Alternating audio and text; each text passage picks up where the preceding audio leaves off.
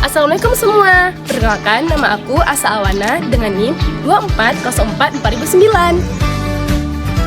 Nama saya Diana Anissa Putri dengan NIM 24044024. Saya Khairani dengan NIM 24044002. Saya Ulfiatul Khaira dengan NIM 24044027. Nah, sekarang kami ada di Museum Islam Samudra Pasai. Mari.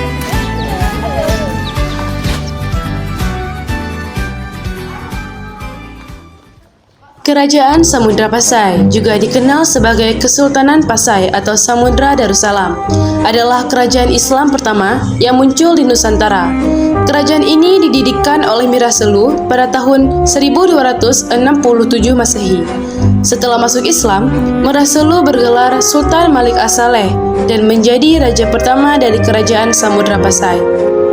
Kerajaan Samudra Pasai merupakan gabungan dari Kerajaan Pasai dan Perdelap. Sistem pemerintahan kerajaan ini meliputi menteri, syah bandar, dan kadi. Anak-anak sultan, baik laki-laki maupun perempuan, mendapat gelar tun, yang juga diberikan kepada beberapa petinggi kerajaan. Kerajaan ini mencapai puncak kejayaannya pada masa pemerintahan Sultan Mahmud Malik Az-Zahir atau Sultan Malik At-Tahir II pada tahun 1326 sampai 1345. Kerajaan Samudra Pasai runtuh pada abad ke-16. Lokasi dan pentingnya Kerajaan Samudra Pasai terletak di sepanjang pantai barat laut Sumatera yang menghadap Selat Malaka, jalur perdagangan penting pada masa itu. Berdirinya Kerajaan Samudra Pasai didirikan oleh Mirah Selu yang awalnya bukan beragama Islam. Masa kejayaan di bawah pemerintahan Sultan Mahmud Malik Az-Zahir, Samudra Pasai berkembang menjadi pusat perdagangan internasional. Kemunduran dan runtuhnya Kerajaan Samudra Pasai mulai mengalami kemunduran pada masa kepemimpinan Sultan Zainal Abidin IV. Beberapa faktor yang menyebabkan kemundurannya: yang pertama, perpecahan keluarga dalam perebutan tahta kerajaan; yang kedua, serangan dari Portugis. Peninggalan Kerajaan Samudra Pasai: yang pertama, makam Raja-Raja Pasai di Kampung Gedong, Aceh Utara; yang kedua, 3 batu nisan bersurat di Lebok Tue, Merah Mulia, dan Matang Ulim; yang ketiga, karya tulis hikayat Raja Pasai yang menandai dimulainya perkembangan sastra Melayu klasik di bumi Nusantara. Kerajaan Samudra Pasai, kerajaan Islam pertama di Nusantara, terletak di pesisir utara Pulau Sumatera, tepatnya di sekitar kota Loksmawe, Aceh Utara, Provinsi Aceh, Indonesia. Kerajaan ini didirikan oleh Mirah Selu yang bergelar Sultan Malik As-Saleh sekitar tahun 1267 Masehi. Ada beberapa poin penting terkait wilayah Kerajaan Samudra Pasai.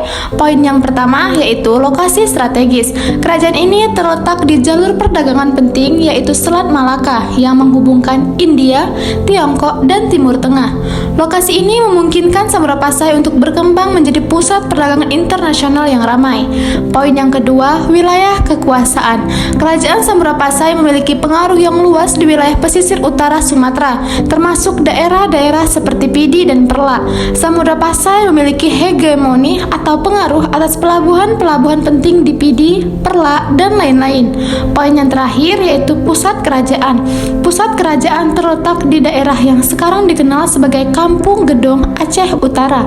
Di sana ditemukan makam Raja-Raja Pasai sebagai bukti sejarah keberadaan kerajaan ini. Secara keseluruhan, wilayah kerajaan ini, Samudra Pasai, memiliki peran penting dalam sejarah perdagangan dan penyebaran Islam di Nusantara.